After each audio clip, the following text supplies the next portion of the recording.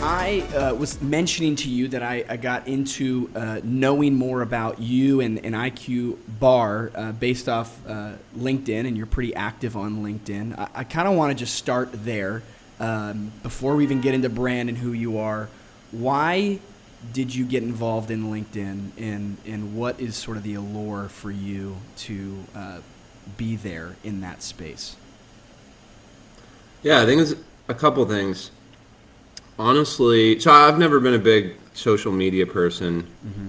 I don't like the whole visual aspect of Instagram and like taking selfies and showing the world what I ate for dinner or like a trip I went. That never appealed to me. I candidly still don't get it really, especially as you get older too. It's like you care less and less what people think. Why are you sharing certain things? I still don't get that, but it takes I guess a lot of time too.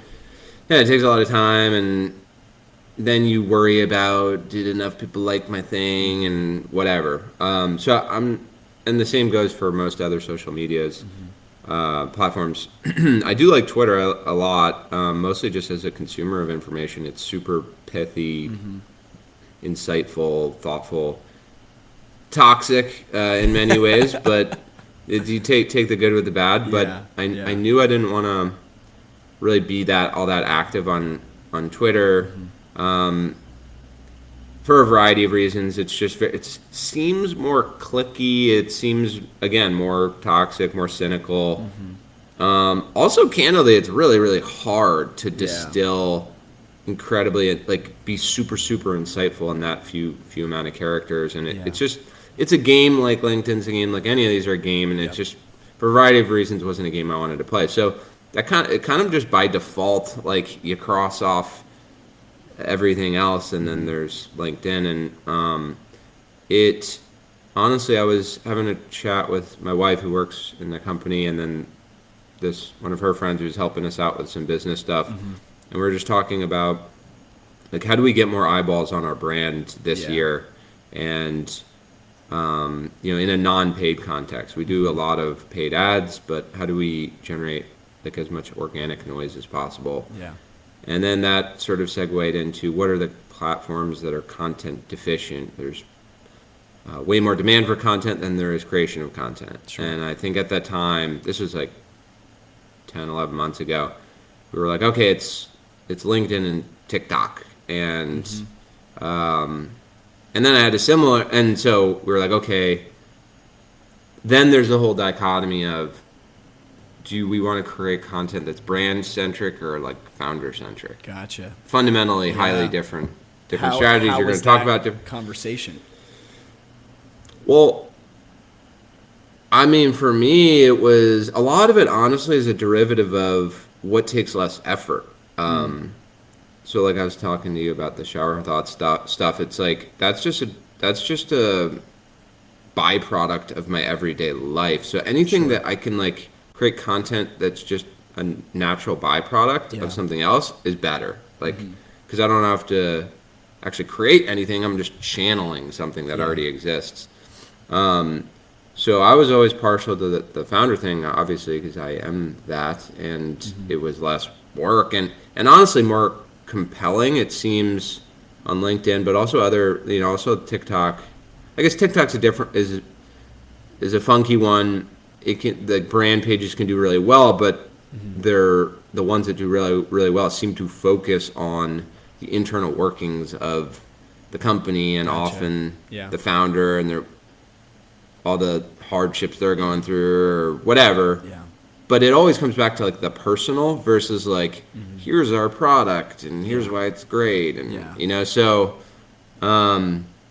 anyway, I always found that path to be more compelling and then on the TikTok side, like I wasn't gonna create videos partially because I just don't want to and like to. I might that might be like a growth area, but for me, it was always easier to just start something, and I like writing, and so I don't know. But LinkedIn's a weird platform because I always viewed it as boring and lame and stale, and it's like a weird Yeah. it's a resume uploading site, you Yeah, know, right. and yet it's been cool to watch it transition into Yeah. much more of a content creation engine. Yeah, yeah, and I imagine it's probably not your MO to be doing dances with your IQ bars and mixes on TikTok. That, you know, this is an interesting. I wrote a post about this, but like that whole concept of like dancing and do like I don't know how I feel about it because Yeah. part of me wants to just hate it. Yeah. You know what I mean? It's like if I Sure. did that and then I looked at myself doing it, I'd be like, "What are you doing? Right. Yeah. You're 32 years old." But then Yeah. another part of me is like, "Whoa, that like, do people want that? Like, it Like seems there's like they kind attraction of want there it." to a certain market segment. Is it worth it?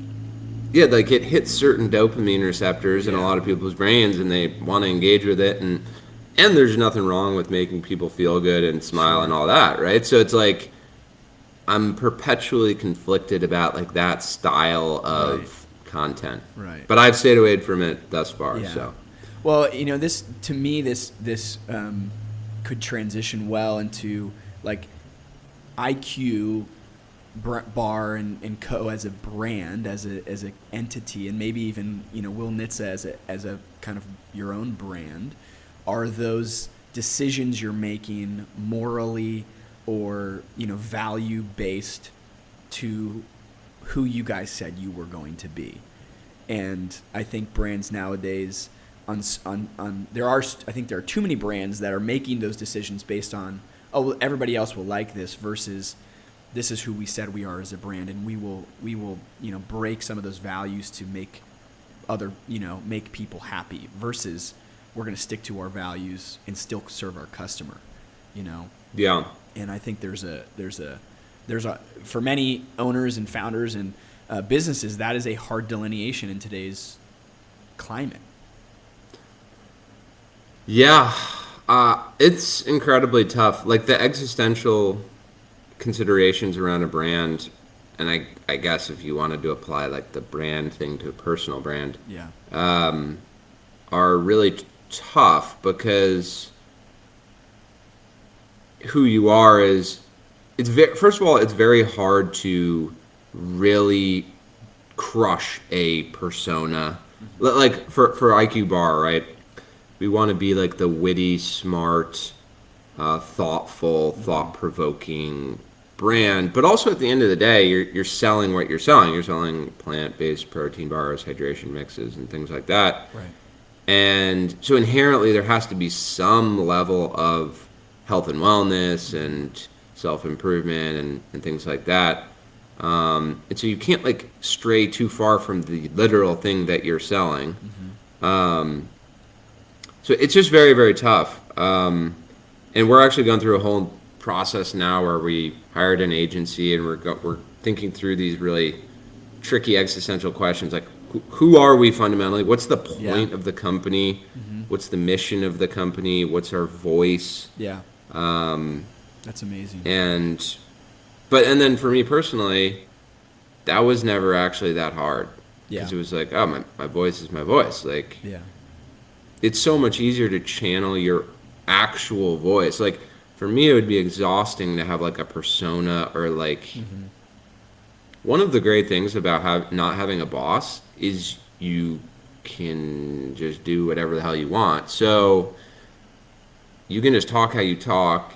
You can say things you otherwise wouldn't say, and it's so much easier. Creating content that is things you would say otherwise is 100 times easier than like, how do I craft this so that this demographic will think this about it? Exactly. Yeah. And like, of course, the output is that you just create better stuff because people like realness. Yeah.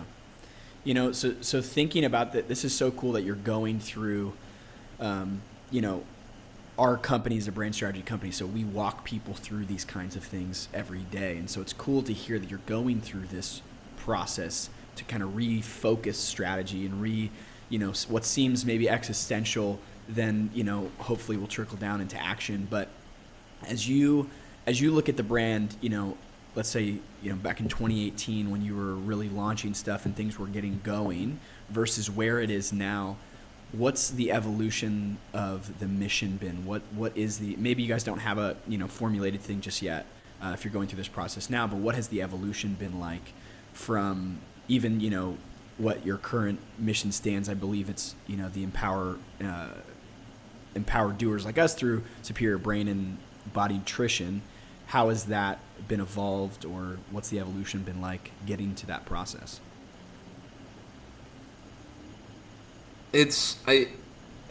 I mean, it hasn't evolved that much, to be honest. So I'll give you like the chronology of the business, and then that'll kind of tie to the point of the business at different stages in the life cycle.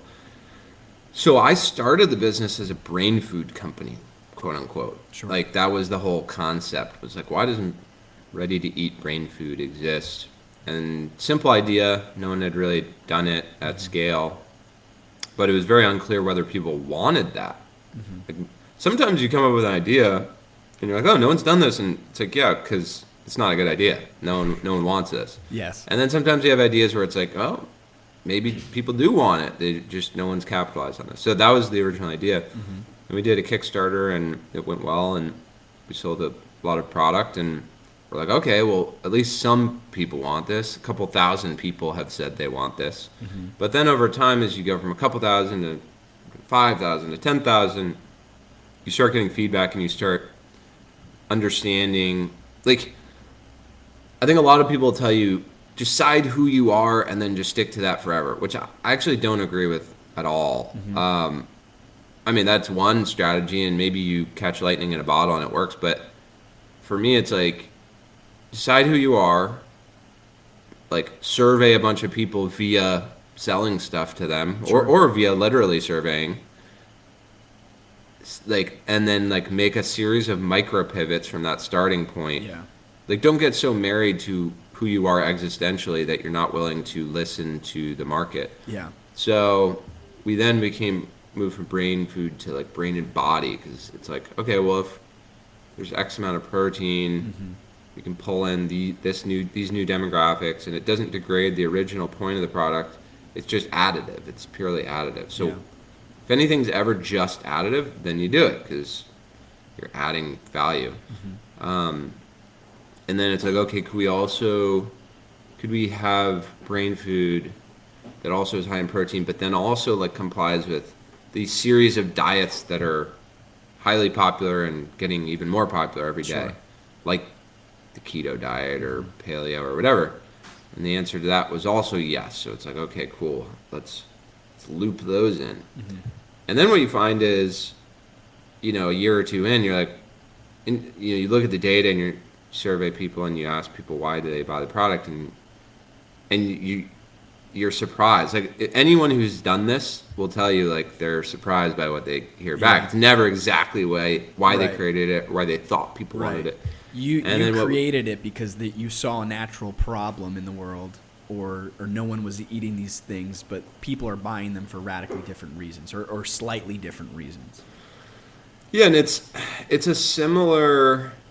So I'll give you just what we found, and so like basically people want low sugar, low carb, and then those are like 1 and 2, and then high in plant protein, like protein amount, but also source is really important. And then like probably 3 is like people want clean ingredients, high fiber, things like that are probably tied for 3rd. And then the brain functional component is really interesting. Wow. So like, which like juxtapose that with like, that was like the purpose the business was created. And no one really cares. Or no one cares they don't, much.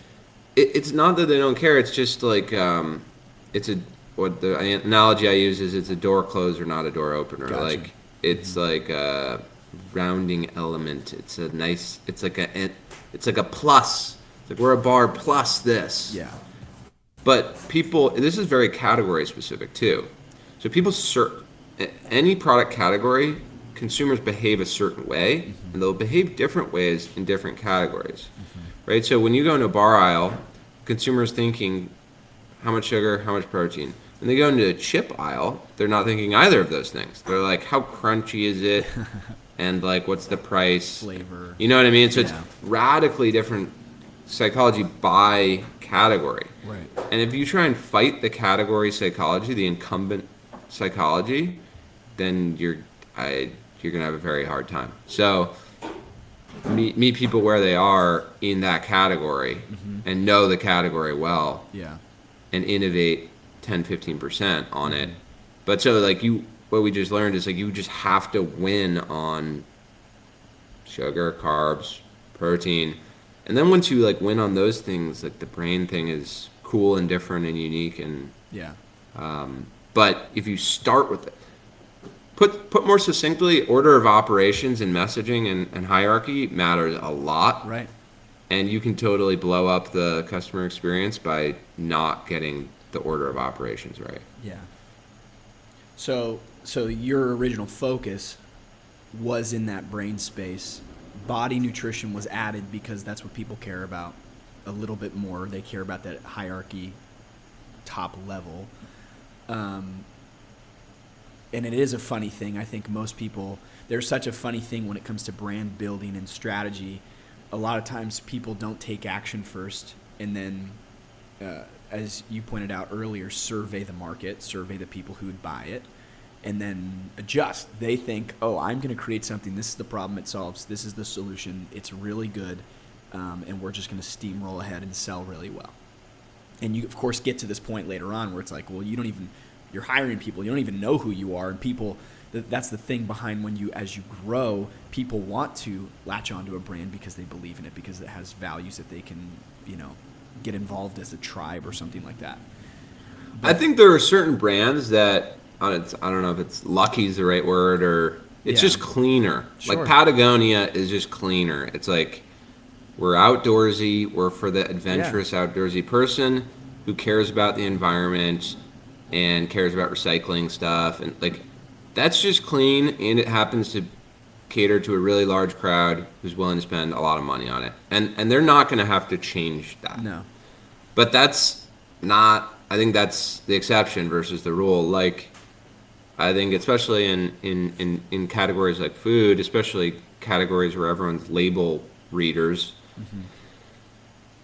it's just there's so many more variables at play. Like there's so many ways you can lose or win, and it's and so that's just what's challenging about it is you start the brand for a reason, you survey the market, you realize why people are buying your stuff, and then it's just like where do you go from there? I mean, this is the process we're doing literally right now.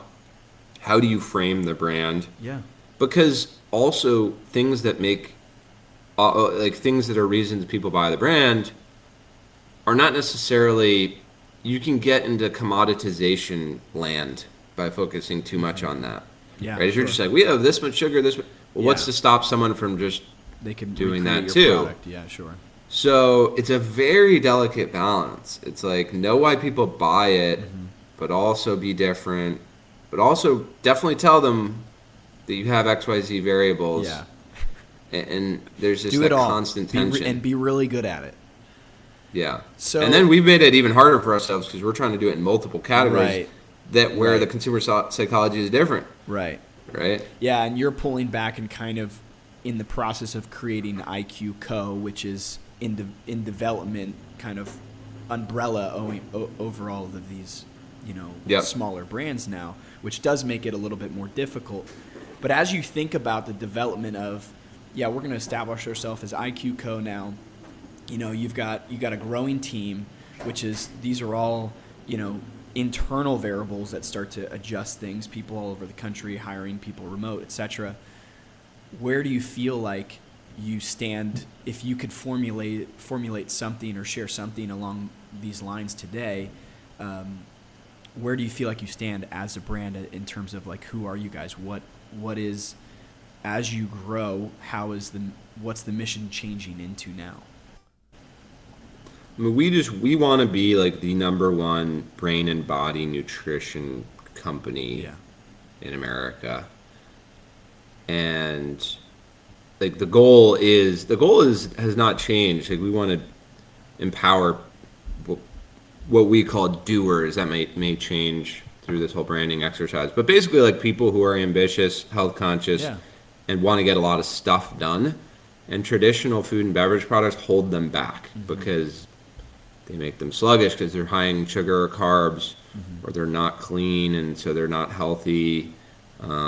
They sap energy out of them. Basically, they're impeding them from doing stuff, and we want to promote the ability to do more stuff in different occasions throughout the day. So, like I was saying, I forget if we mentioned this up front or before we started rolling, but we're rolling out a coffee product. Right. And so, like, oh, another thing about, part of our strategy is we want to be entirely non-cannibalizing. So we don't ever want to create a new thing that cannibalizes your consumption of another thing we do. And so it's a bit admittedly unorthodox.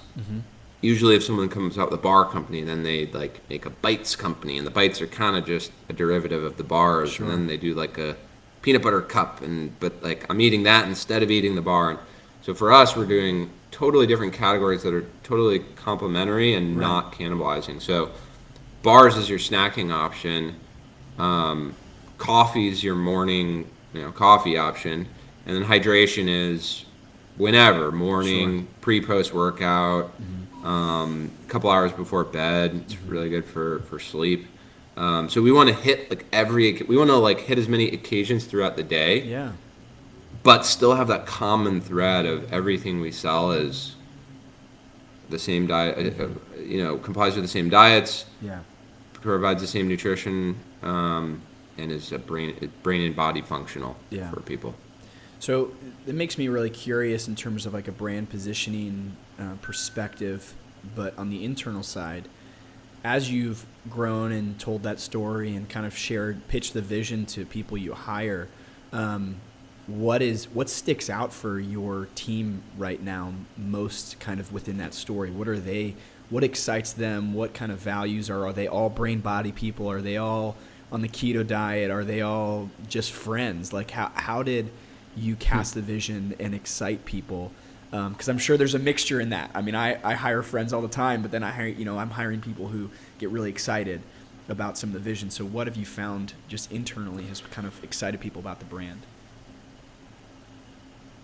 It's a good question. I think a lot of people think like, all right, we have this mission, and then we're going to like create a brand that then fulfills that mission. And then a bunch of people who are also into that mission are going to join on because they're so passionate about that mission. Again, like the Patagonia example. Sure. I'm sure people who are just super passionate about environmentalism and things like that just are like so eager to go work for Patagonia because it's just so well aligned with their mission, their life mission. But again, I think that's the exception. Like for me, I think getting too wedded to mission is kind of a tenuous move because again, your mission could change. Sure. Not really. Like we're always the point is always, it's more, I guess the framing of the mission can change. The point is always for us, put out healthy, functional, good tasting, affordable stuff. But how we frame that could shift. And so honestly, like for me, it's more about like, are these exciting people to work with? Yeah. Are they smart, capable people to work with? Are they going to help me grow personally, professionally?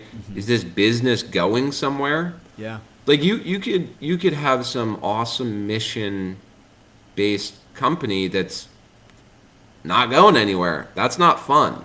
Yeah. If let's say you're bought into the mission, but it's really poorly run. No one's looking at the financials. You don't know if you're going to get your paycheck next week. Like that sucks, and it's regardless of the mission. So, like honestly, I think like getting drawn in by, is this a good business idea that's going somewhere that I do believe in? Like that's a key component. Sure. But like, are these good people to work for, work with? That people care about other stuff too? Can I work remotely 100% of the time? Like, et cetera, et cetera. Honestly, I think the amalgam of all those things is what drives people to want to join a company like ours. And so I just think that that whole like mission thing it's one piece of the Sure. pie. Maybe Right. it's 25%. Yeah. And as a founder yourself, who's done fundraising and is running the company, how has your perspective changed in that realm? You created it because you had a good idea, and maybe you don't want to work for someone or whatever, but you're driving something forward, and now you're bringing people on and attempting to create an environment that people care about, finances, people you want to work with. How has your kind of mindset shifted as a founder during that time, and now maybe like a manager? Through fundraising or just in general, like just over time? And just over time in general. I mean, the fundraising aspect's a whole nother piece of the pie, and I'm assuming you have advisors supporting some elements of these things. But how have you maybe more so how have you shifted in the creation of the brand as turning kind of into a more of a management standpoint of all these people? Man, that's tough.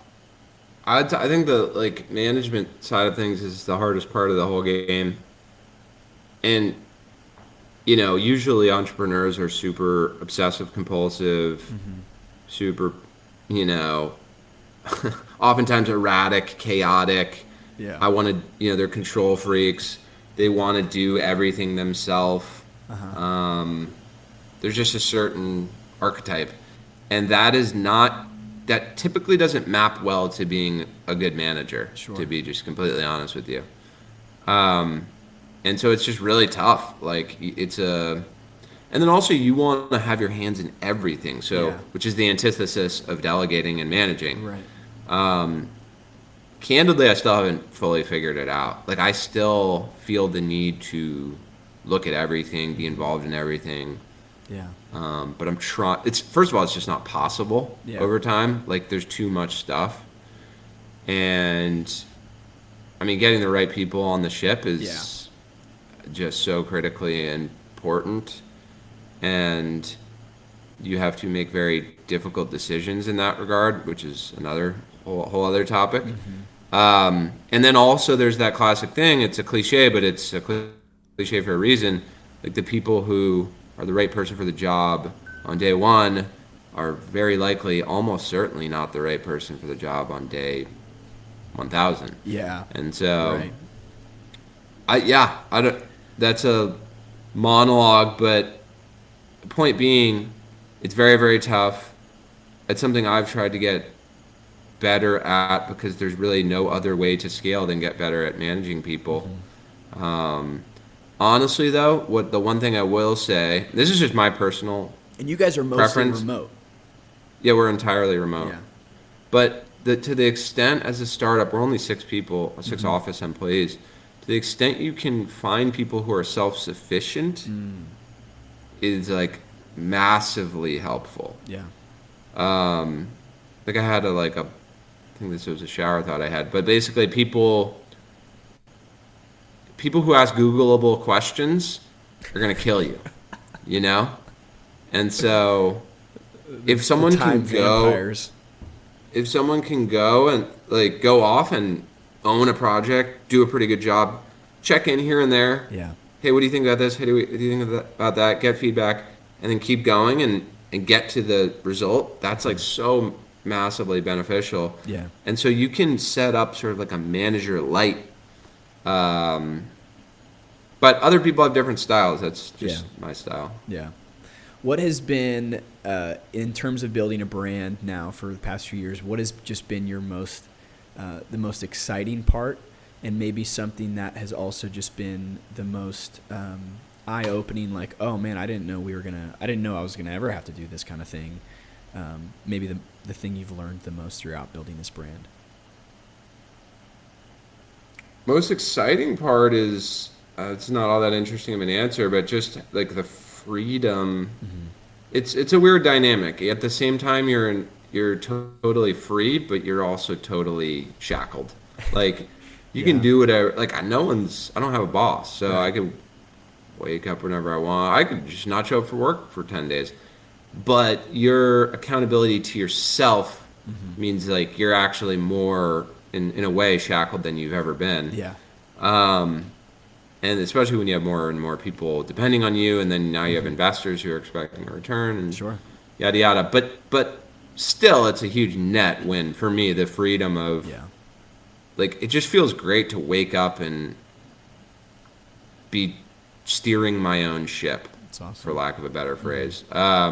Just makes everything, all the like crappy parts, less crappy. The surprising thing, I mean, fundraising's a weird dynamic that you don't really know about until you Sure. do it. You mentioned today in one of your shower thoughts that it costs money to go get money. Yeah, costs a lot of money to raise money. But no, I mean the way we've done it, which I wouldn't do it differently in retrospect. I'm glad we did it this way. Is well, first of all, don't raise money if you don't have to raise money. Like if you have some sort of business that's ultra high margin, Yeah. or you're making software or whatever, don't do it if you don't have to. I mean, it's not needed, and so I would start with that. But in consumer goods, like more or less, you have to. Sure. And so how you do it is just really important. So, if you raise from angel investors and individuals, as long as you can, that'll put you in a really good position to where, ultimately you're going to almost certainly have to raise from institutional investors, but you'll be in just a much better spot by that point. And then that's a whole game in and of itself, the institutional investor fundraising process. But what I think the hardest thing about it is you have a job. Like, not only do you have a job, you have a really hard job where you're working 80, 100-hour weeks. Sure. And then on top of that, you have to raise money, which is like a part-time job. Like, you have to find people. You have to write long emails to them. You have to get on video chats with them. You have to... They'll ask you for XYZ documents, and you have to make those documents appear. Like, it's a job. Yeah. Right. In addition to your job, which is just wild. Like, talk to anyone who's running a startup and had to like raise a big fundraising round. It's so gnarly. Like it can be like a 6-month, can be even a year process. So those have been eye-opening experiences for me. Yeah. Those periods. Is there a story you can remember in the past couple of years where you've gotten into the potential of some big deal or some big investor and they're like, yeah, can you get me this document or this thing, and it is something you have never had before, and you're just like, you've had to go create it out of thin air for them? Yeah, most of them. I mean, dude, like... Is there like an investor encyclopedia that's like, hey, have this pitch deck ready, but then you go to the investor and they're like, oh, no, I actually wanted these 6 other things? I mean, there definitely are a lot of commonalities, but then there's also... Every investor's different, and they want to know... Like, some investors will be like, hey, I want a guest login to your Shopify and your Amazon and your... Wow. Yeah.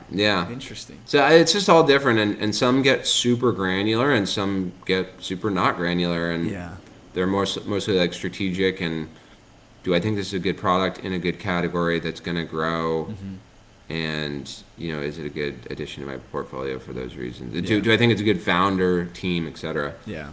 So, no, I mean, dude, the hardest stuff is like old documents from like year 1 or 2 when you were just running around like a chicken with your head cut off. They're like, hey, can you get that employment doc from like 2019? And it was like a contractor who was like some random summer intern. And like, did that person sign the NDA? And I'd be like, oh my God, I don't know. Like just trying to, I was like, we were just proving product worked. I wasn't thinking about that. But it's like that times 100. Yeah. Wow. And so you're like, but it is what it is. Like from their perspective, it's like they're in the risk mitigation game. Sure. And so it just is what it is. It's just, I don't really know that there's a great solution. It's just be ready for it. Be ready for anything. There is such a, I love that, Will, and I love how authentic and open, I see you, at least on LinkedIn and just even this conversation you are, because I think there is some glorified thing out there that to be a founder, to start any kind of company, and people talk about it all the time that you don't have to have this, but I feel like there are too many people that still believe you've got to have kind of all your ducks in a row. You've got to have things created and ready to go. You've got to, but the more and more people I talk to, a lot of times their ideas or their dreams or the things they're thinking about have been half-baked, if that. But if you're willing to take steps toward it, people at least can buy into that. Well, one of the things, I've had some good, candid conversations with investors. I think investors hate the fake polished facade of a company. Because that's I think easy they to see do it all the nowadays. time. Yeah, that's really easy to do nowadays. Like if something is a facade, they know it's a facade. It's very easy to sniff it out. And then they're just like, what else are you hiding? Yeah. And so I think it's actually refreshing for investors to, first of all, this is just like a life thing, right? Like with your relationships or anything, but just like get out ahead of the thing will be controversial or a problem. Just start with that, And so, hey, here are just a few objective mistakes we've made. Yeah. Here's what we're doing to solve it, but Sure. those mistakes did happen, and we learned from it, and we're going to get better. Versus, I don't know, just sweeping it under the rug. I think they would rather see the issues because there's no startup where it isn't messy. It's like the baseline is chaos. Yeah. So the question is just, can this team and person and brand withstand the chaos? But if you're presenting it as if there's no chaos, then it's going to create problems for you. Yeah. There's probably too much of a Shark Tank ideal. I have to go, and in the reality, that's not what the investor world's actually like. It is a TV show where they can tell you what the monologue is because people like watching it.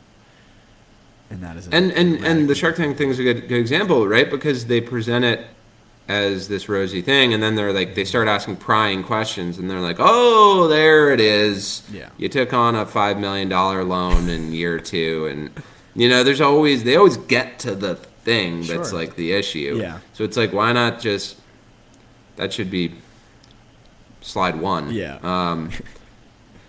Here we are as a company. Here's how we failed in the past 5 years, and we'll get on to and consumer goods is it's also just very different by like what you're raising money on, which we live in a fairly objective world. Like you make tangible things and you sell X amount of them and you get Y dollars in return. Whereas tech is like, here's this huge market, we're going to disrupt it. We have this new tech. None of the sales are there, but this tech is worth this much and yada yada. Right. And I think you can get away with that much more. Whereas in consumer goods, it's fairly cut and dried. Yeah.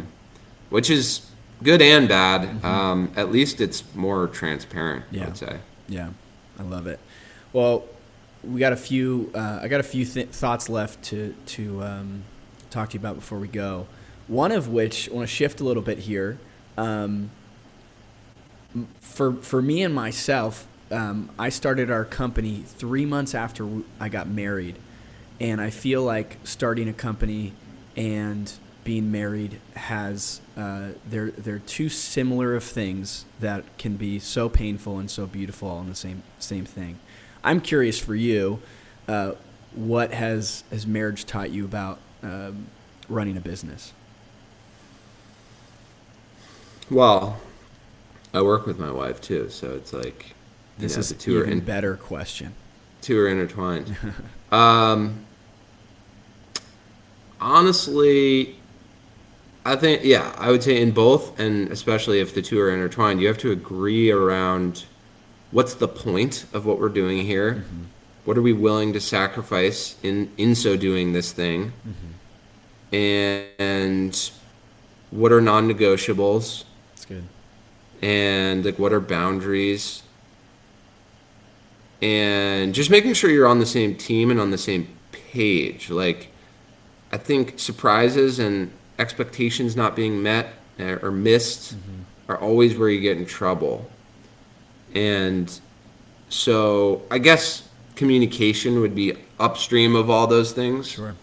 which is again a cliche, but a cliche for a reason. And because I mean, there are so many like founders that get divorced Yeah. or lose all their friends, and which that's you're gonna get friction of some sort personally and relationship wise.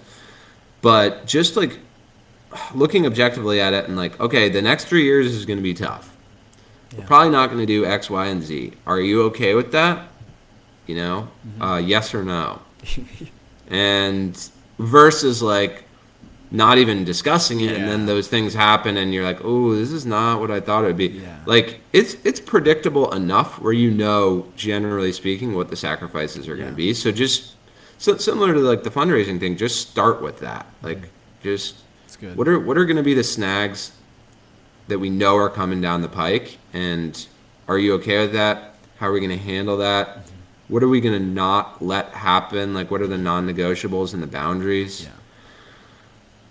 Candidly, sometimes you do go beyond the boundaries, and Yeah.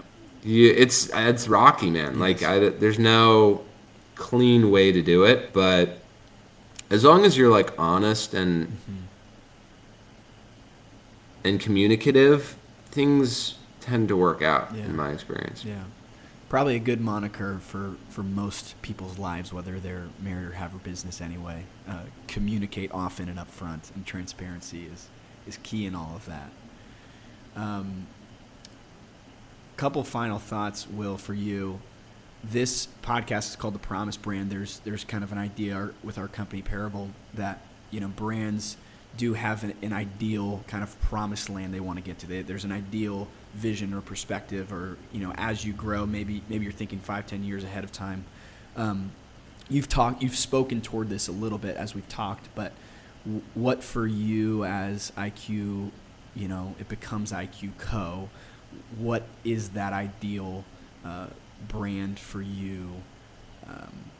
Maybe even more so than just kind of being the number one brain food body company in the country. I mean, it's that, and then just how do we? I want to get It's always going to be chaotic, and you're always going to be pushing the envelope. A big goal for me is just get to a place where I could just peace out for 3 months and the company doesn't implode, which I think we're pretty close to. Cool. So I guess just a self-sustaining like organism Yeah. is one big goal. And then just like beyond that, just touch as many people's lives as we possibly can. Like just scale as big. If you believe the things you're making are good for people, get them in as many people's hands as you can, is really the goal. And it's like that journey never ends. Like there's effectively infinity people out there. So whether you try and sell the business along the way and is another consideration. How long can you do it? How long can you lead a certain lifestyle? Like it's a young person's game. Yeah. And then you have kids and stuff changes personally, and so you got to juggle that stuff too.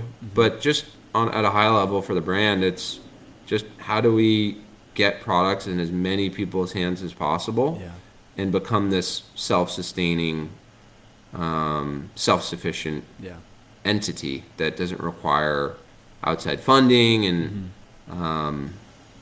and just continues to grow. That's awesome.